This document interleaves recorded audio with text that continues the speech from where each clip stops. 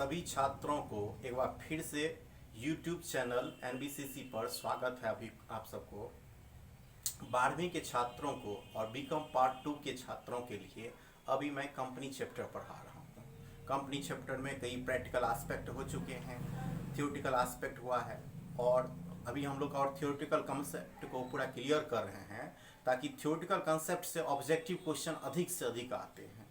शुरुआत में हम लोग कंपनी के बेसिक इंट्रोडक्शन जान चुके हैं, कंपनी के बारे में जान लिए हैं, इसका टाइप जान गए हैं, सारा कुछ फीचर्स जानने के बाद अब क्लासिफिकेशन पाएंगे यानी कि वर्गीकृत पर। देखिए मैं डायग्राम के थ्रू से आपको बताने जा रहा हूँ क्लासिफिकेशन ऑफ कंपनीज। ध्यान दीजिएगा, क्लासिफिकेशन ऑफ कंपनीज यानी कि कंपनी का वर्गीकृत। वर्गीकृत का मतलब है दरअसल बंटवारा, यानी कि इसको अलग अलग भागों में बांटा। किस आधार पर बांटा है ये बातों को यहाँ पर जिक्र किया गया है। तो इस कंपनी का जो बंटवारा हुआ है उसके लिए हम लोग अभी 4 कंसेप्ट पढ़ाते हैं, 4 बेस लिए हैं आधार। On the basis of ownership, ownership मतलब मालिक, स्वामी के आधार पर इसको हम लोग बांटते हैं। On the basis of nationality, राष्ट्रीयता के आधार पर। On the basis of control यानी कि नियंत्रण के आधार पर। On the basis of size, आकार के आधार पर, और संरचना के आधार पर भी होता है। ये 4 आप प्रमुख दिमाग में रखेंगे बात को। सबसे पहला ध्यान में रखिएगा ऑनरशिप, इस ऑनरशिप पर, नेशनलिटी पर, कंट्रोल पर, साइज पर। ये आपका बेस है, इसके आधार पर हम इसको डिवाइड किए हैं कंपनी को। तो ऑनरशिप यानी कि जो स्वामित्व के तौर पर कंपनी को, जो कंपनी का मालिक है उसके द्वारा कंपनी को 2 भागों में बांटा गया है। फर्स्ट है गवर्नमेंट कंपनी और दूसरा है नॉन गवर्नमेंट कंपनी। पहले ये जान ले कि गवर्नमेंट कंपनी क्या होती है। तो वैसी कंपनी जिस कंपनी का भारत के केंद्रीय सरकार या राज्य सरकार के द्वारा 50% से यानी कि 51% मान लीजिए 51% से अधिक हिस्सेदारी है तो वो क्या होगा, सरकारी कंपनी होगा। फिर से सुनिए, वैसी कंपनी जिनमें केंद्रीय सरकार या राज्य सरकार अथवा दोनों सरकार मिलाकर 51% से अधिक की भागीदारी होगी उसको हम क्या कहेंगे, सरकारी कंपनी। उसको क्या कहेंगे, सरकारी कंपनी। जैसे BSNL है, NTPC है, ये सब सरकारी कंपनी है क्योंकि सरकार का इस पर नियंत्रण है, 51% से अधिक की भागीदारी। दूसरा नॉन गवर्नमेंट कंपनी। नॉन का मतलब होता है नहीं। कैसे देखते होंगे, कई आदमी लोग पूछते हैं भेज हैं कि आप नॉन भेज हैं, भेज हैं कि नॉन भेज हैं, ये प्रश्न पूछते हैं। भेज मतलब वेजिटेरियन और नॉन भेज मतलब वेजिटेरियन नहीं है, यानी कि मांसाहारी है। ऐसे नॉन का मतलब होता है नहीं, नॉट ही इसको समझिए। नॉन गवर्नमेंट यानी जो गवर्नमेंट कंपनी नहीं है। गवर्नमेंट कंपनी नहीं होगा तो कौन होगा, निजी कंपनी। वैसी कंपनी जिस कंपनी में सरकार की भूमिका नहीं है या बहुत कम है, 51% से कम है, उसको हम नॉन गवर्नमेंट कंपनी कह सकते हैं। आइए उससे आगे, अब ये तो आज जो था ये 2 भाग में बांटे, किस पर, ऑनरशिप पर यानी स्वामित्व के आधार पर 2 भाग में बांटे। अब है नेशनलिटी के आधार पर, राष्ट्रीयता के आधार पर कंपनी को भी 2 भागों में बांटे हैं। Indian company, foreign company. Indian company कौन कहलाएगा, अब फॉरेन कंपनी कौन कहलाएगा। राष्ट्रीयता आप देखते होंगे कोई फॉर्म भरते हैं तो पूछता है कि आपका नेशनलिटी क्या है, तो आप देते हैं इंडियन या भारतीय देते हैं। उसमें हम लोग क्या है, इंडियन है या भारतीय है। हम लोग का सभी का धर्म कुछ भी हो सकता है, लेकिन राष्ट्रीयता हम इस देश में भारत की भूमि पर जो हम लोग रह रहे हैं, नागरिक हैं यहाँ का, उनका क्या होगा, इंडियन होगा। तो ये इंडियन कंपनी के बारे में, इंडियन कंपनी किसको कहेंगे, वह कंपनी जो भारत के भूमि पर भारतीय कंपनी अधिनियम में, चाहे 2013 या पूर्व के किसी कंपनी अधिनियम में समामेलित होती है, उस कंपनी को हम इंडियन कंपनी कहेंगे। ध्यान दे रहे हैं, वैसी कंपनी जो भारत के भूमि पर स्थापना की गई हो और भारतीय कंपनी अधिनियम के द्वारा किया गया हो, उस कंपनी को हम इंडियन कंपनी कहेंगे।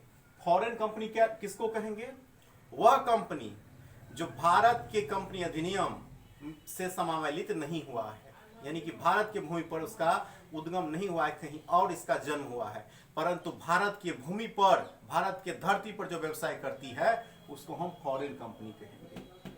अब उसके बाद आइए नियंत्रण के आधार पर, कंट्रोल के आधार पर भी कंपनी को 2 भाग में बांटा गया है, होल्डिंग कंपनी और सब्सिडियरी कंपनी। होल्डिंग कंपनी क्या होती है? होल्डिंग कंपनी का मतलब हुआ जब एक कंपनी किसी दूसरे कंपनी का 50% से अधिक, जब एक कंपनी किसी दूसरे कंपनी से 50% से अधिक का उसका भागीदारी खरीद लेती है, नियंत्रण ले लेती है, अपना नियंत्रण स्थापित कर देती है, निर्णय मंडल में चल जाती है, तो होल्डिंग कंपनी हो गया। और सब्सिडरी कंपनी क्या हुआ? नियंत्रण के आधार पर। तो एक कंपनी जो होल्डिंग कंपनी है किसी दूसरे कंपनी में परचेज कर लेती है, उसकी मालिकाना उसमें कैपिटल में चल जाती है, पेड अप कैपिटल में नियंत्रण कर लेती है, तो वो क्या हो जाएगी? सब्सिडरी कंपनी हो जाएगी। अब है कि साइज के आधार पर, साइज के आधार पर देखिए क्या आता है, स्मॉल कंपनी और लार्ज कंपनी। स्मॉल कंपनी के बारे में कंपनी अधिनियम में वर्णित बात है कि न्यूनतम उसका पेड अप कैपिटल 50 लाख तक होनी चाहिए, और वर्तमान में कंपनी अधिनियम के अनुसार उसका अधिकतम पूंजी 10 करोड़ होना चाहिए। ध्यान दीजिएगा, अभी जो है स्मॉल कंपनी उसमें जो है पूंजी है पेड अप कैपिटल वो 50 लाख की है, और अधिकतम जो है वर्तमान कंपनी एक्ट से उसमें 10 करोड़ तक रखता है। परंतु एक साल में 2 लाख से अधिक का प्रॉफिट नहीं होनी चाहिए, सॉरी 2 करोड़ का, 2 करोड़ से अधिक का हो गया तो कंपनी का कैंसिल हो जाएगा, यहाँ पर उस कंपनी से बाहर निकल जाएगा। और लार्ज कंपनी में बेहद पैमाना पर होती है, परंतु एक सीमा रहती है उसका भी, तो उस कंपनी में उसको हम लार्ज कंपनी कहते हैं।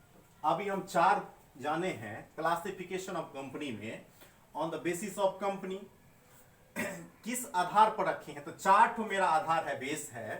थोड़ा इधर देखिएगा, ऑनरशिप के आधार पर, नेशनलिटी के आधार पर, कंट्रोल के आधार पर, और साइज के आधार पर। ऑनरशिप के आधार पर गवर्नमेंट कंपनी और non government company. Government company को मैंने बता दिया कि वैसी कंपनी जिसमें केंद्रीय सरकार या राज्य सरकार अथवा दोनों सरकार का 51% से अधिक की भागीदारी होगी, उसको हम गवर्नमेंट कंपनी कहेंगे। नॉन गवर्नमेंट कंपनी जिसमें सरकार का 51% से कम या नहीं के बराबर हो, उसको हम नॉन गवर्नमेंट कंपनी कहते हैं, यानी कि एक प्राइवेट कंपनी की तरह ये हो गया यहाँ पर। On the basis of nationality यानी कि राष्ट्रीयता, इंडियन कंपनी। अब इसमें 2 भाग आए, इंडियन कंपनी और फॉरेन। इंडियन कंपनी का मतलब हुआ वैसी कंपनी जो भारत के भूमि पर स्थापना हुआ हो, भारतीय कंपनी अधिनियम के द्वारा सम्मिलित हुआ हो, या पूर्व के किसी अधिनियम में भारतीय कंपनी अधिनियम में सम्मिलित हुआ हो, तो उसको हम क्या कहेंगे? Indian company. जैसे इंडियन कंपनी क्या हुआ? रिलायंस हुआ, भारतीय एयरटेल हुआ, ये है। फॉरेन कंपनी वैसी कंपनी जो स्थापना भारत के भूमि के बाहर हुआ हो, किसी और कंपनी अधिनियम में हुआ हो, परंतु भारत के धरती पर व्यवसाय करता हो, उसको हम फॉरेन कंपनी कहते हैं। और फॉरेन कंपनी में जैसे अभी मान लीजिए वोडाफोन है, फॉरेन कंपनी हो गया आपको। हिंदुस्तान यूनिलीवर है, फॉरेन कंपनी हुआ। होल्डिंग कंपनी हुआ वैसे कंपनी जो किसी दूसरे कंपनी पर उसका 50% से अधिक नियंत्रण स्थापित कर लेती है, संचालक मंडल में चल जाती है, उसको होल्डिंग कंपनी कहते हैं।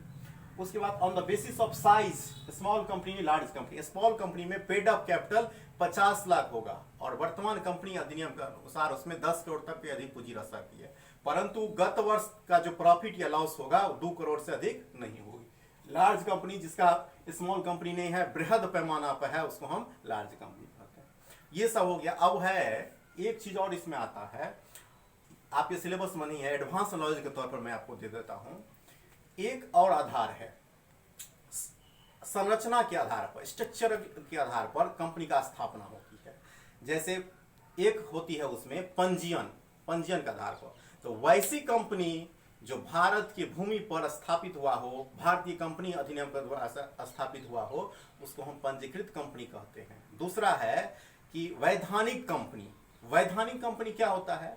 तो ऐसी कंपनी जो किसी देश के केंद्रीय सरकार के लोकसभा या राज्यसभा या राज्य सरकार के विधान सभा के द्वारा उसको अधिनियम के द्वारा स्थापित किया गया हो। जैसे IDBI, SBI, ये दोनों प्रमुख कंपनी है जिसका स्थापना किया, कंपनी अधिनियम के द्वारा इसका ही स्थापना किया गया है, लेकिन इसका कोई राष्ट्रीय महत्व के लिए किया जाता है। RBI जो है, SBI है, IDBI है, इस सबका किसके लिए किया गया है? राष्ट्रीय महत्व के लिए सरकार करती है, तो वो चल जाएगी इसमें आपको वैधानिक कंपनी में। और 2 कंपनी है इंपोर्टेंट, वो भी जान लीजिए, आपको प्रश्न आ जाएगा। सिलेबस में उतनी नहीं है बात, को डिटेल्स में बता देता हूं। सूचीबद्ध कंपनी क्या होता है? Listed company. सूचीबद्ध कंपनी क्या होता है? तो सूचीबद्ध कंपनी वह कंपनी हुआ जिस कंपनी का प्रतिभूति किसी मान्यता प्राप्त स्टॉक एक्सचेंज में पंजीकृत अथवा रजिस्ट्रेशन हो। एक बार फिर से समझिए कि सूचीबद्ध कंपनी क्या है, रजिस्ट्रेशन लिस्टेड कंपनी क्या है। तो वैसी कंपनी जिसकी कोई भी प्रतिभूति किसी मान्यता प्राप्त स्टॉक एक्सचेंज में पंजीकृत हो, तो उसको हम क्या कहेंगे, सूचीबद्ध कंपनी। और कहेगा कि असूचीबद्ध कंपनी क्या है, असूचीबद्ध कंपनी के बारे में भी पूछा जाता है। तो असूचीबद्ध कंपनी वह कंपनी है जिसका कोई प्रतिभूति अंश ऋण पत्र किसी भी मान्यता प्राप्त स्टॉक एक्सचेंज से संबंधित नहीं रखता हो, उसको असूचीबद्ध कंपनी कहते हैं। ये तो मेन चीज हो गया। अब जानिए कुछ, बहुत ध्यान से मेरे और देखिए, फोकस कीजिए इसमें। अब मैं बताने जा रहा हूं डॉक्यूमेंट ऑफ कंपनी। जैसे हम मानव को जीने के लिए, चलने के लिए, व्यवस्था करने के लिए डॉक्यूमेंट की आवश्यकता होती है। हम लोग का भी है ना एसेंशियल, आधार कार्ड चाहिए, ड्राइविंग लाइसेंस चाहिए, तब हम गाड़ी व्हीकल चला सकते हैं। तो वैसे ही कंपनी भी एक कृत्रिम व्यक्ति है जो लॉ के द्वारा क्रिएट किया गया, कानून के द्वारा क्रिएट किया गया है। तो भाई जब एक आदमी बन गया, वो आर्टिफिशियल पर्सन बन गया, तो उसको भी आवश्यकता होती है डॉक्यूमेंट का। उसका भी प्रमुख 3 ठो डॉक्यूमेंट है। Memorandum of association, articles of association, prospectus. ये 3 उसका डॉक्यूमेंट है। Memorandum of association, memorandum of association क्या होती है, तो उसमें कंपनी के बारे में, कार्य क्षेत्र में रूपरेखा, उद्देश्य, लक्ष्य निर्धारित की जाती है। कंपनी कहां से पूंजी लाएगी, नहीं लाएगी, क्या चीज है कंपनी की स्ट्रेंथ, उसमें यो तय की जाती है। किसमें, मेमोरेंडम ऑफ एसोसिएशन में। आर्टिकल्स ऑफ एसोसिएशन में उसमें क्या की जाती है, तो जो हमने तय किया है मेमोरेंडम ऑफ एसोसिएशन में, इसको यहाँ पर लागू की जाती है। इसमें सूची 1 में FHJI दिया हुआ है। इसकी सूची को बाद में बताई जाएगी विस्तृत रूप में। इन बातों को इसमें दिया गया है। और जो लास्ट में है प्रोस्पेक्टस। प्रोस्पेक्टस क्या होती है, तो प्रोस्पेक्टस कंपनी का एक दस्तावेज है जिसमें कंपनी के बारे में लीगल रूप से इंफॉर्मेशन दी जाती है। कंपनी का कितना पूंजी है, कंपनी पर कितनी लायबिलिटी है, कंपनी का स्ट्रेंथ क्या है, कंपनी का फ्यूचर क्या है, कंपनी का ऑब्जेक्टिव क्या है, विभिन्न प्रकार की जानकारियां प्रोस्पेक्टस देता है। प्रोस्पेक्टस होता है कि जो आगंतुक निवेशक है उसको लुभाने के लिए दिया जाता है, उसको अट्रैक्टिव के लिए दिया जाता है, तथा जनता के बीच में जानकारी के लिए दिया जाता है। यदि कोई इच्छुक निवेशक अपना पैसा उस कंपनी में लगाएंगे तो प्रोस्पेक्टस के माध्यम से कंपनी के बारे में पूर्ण रूप से जानकारी इकट्ठा कर ले। और प्रोस्पेक्टस के माध्यम में उसमें गलत जानकारी नहीं होना चाहिए, नहीं तो कारावास होती है और जुर्माना लगाया जाता है कंपनी अधिनियम में। समय समय पर कंपनी अधिनियम के माध्यम से इसमें परिवर्तन होती है। तो याद रखिएगा कंपनी का 3 ही डॉक्यूमेंट है, memorandum of association, articles of association, prospectus प्रविवरण जिसको कहते हैं। तो ये 3 चीज को याद रखिएगा। अभी क्लासिफिकेशन पढ़ लिए, कंपनी के बारे में पढ़ लिए, शुरू में भी पढ़े थे सारा चीज के बारे में। सबको अच्छा से कंसेप्ट, आपका ये बेसिक कंसेप्ट समाप्त हो गया। इसको आप लोग कॉपी पर लिख लीजिएगा, बार बार रिवीजन कीजिएगा। हाँ, और एक बात आपको और बताते हैं, जो नया विद्यार्थी हैं चैनल को जरूर सब्सक्राइब कर लीजिएगा ताकि आपको लिंक इसका प्रोवाइड होता रहे, और जैसे ही वीडियो अपलोड होता आप उसको तुरंत देख लें और पूरे वीडियो को देखने के बाद उसको एनालिसिस करें कि आप क्या सीखें। और एक बात, जो इस साल 10वीं उत्तीर्ण किए हैं बच्चे और चाहते हैं कि 2022 में हमारा बेहतरीन रिजल्ट हो, सर्वोच्च स्थान हासिल हो, सर्वश्रेष्ठ स्थान हो, तो आप देर ना हो जाए, इसलिए आज ही NBCC से जुड़ जाए।